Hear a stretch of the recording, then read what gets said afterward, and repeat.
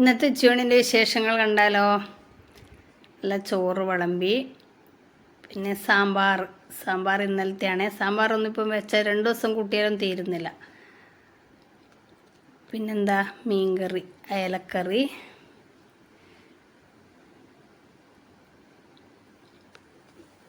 പച്ചപ്പയർ വറവ്. പച്ചപ്പയറും വയലറ്റ് പയറും രണ്ടും മിക്സ് ചെയ്ത് വറുത്തതാണ്. പിന്നെ ഇന്നത്തെ സ്പെഷ്യൽ എന്ന് പറയുന്നത് വഴുതനങ്ങ പച്ചടി.